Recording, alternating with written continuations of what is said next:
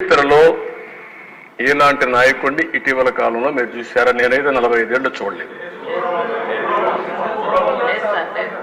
45 ఏళ్ళు నేను చూడలేదు ఎక్కడ, నేను చదవలేదు కూడా.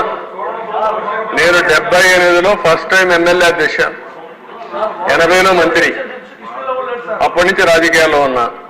ఇప్పుడు దేశంలో సీనియర్ మోస్ట్ నాయకుడు నేనే.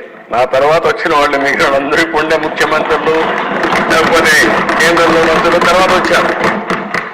కానీ నాకు చరిత్ర అంతా కూడా చూస్తూ ఉంటాం కదా దేశ రాజకీయాల్లో ఉంటే, ఎక్కడ నాకెవరు తగల్లా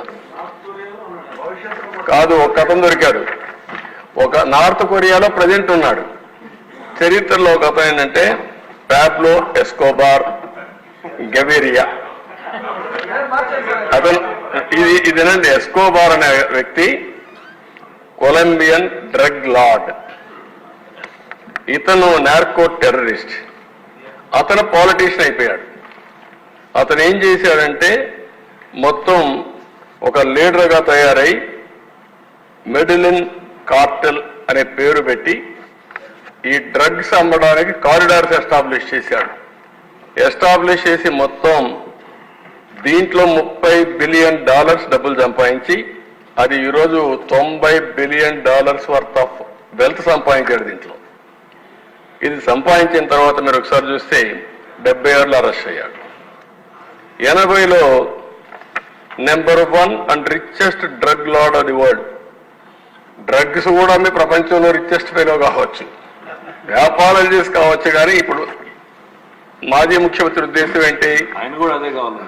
ఆయన ఏమనుకున్నా అంటే టాటా, రిలయన్స్, అదానీ ఇలాంటి వాళ్ళు డబ్బులు ఉన్నాయి, వాళ్ళకంటే నేను ఎక్కువగా సంపాదించాలనేది ఆయన కోరిక. నేను అందుకే ఒక మాట చెప్పాను మీకు, కొంతమందికి నీడ్ ఉంటుంది, కొంతమందికి గ్రీడ్ ఉంటుంది, కొంతమందికి మేనియా ఉంటుంది, పిచ్చ ఉంటుంది. మెకనస్ గోల్డ్ అదే పిచ్చ. అలాంటి పిచ్చబట్టిన వాళ్ళు ఈ పనులు చేస్తారు. నేను ఎందుకు ఈ విషయాలు చెప్తున్నానంటే, నిన్న కూడా రఘురామకృష్ణరాజు గారు ఒకటి అడిగారు, సార్ ఎట్లా ప్రజలు ఓట్లు వేశారు?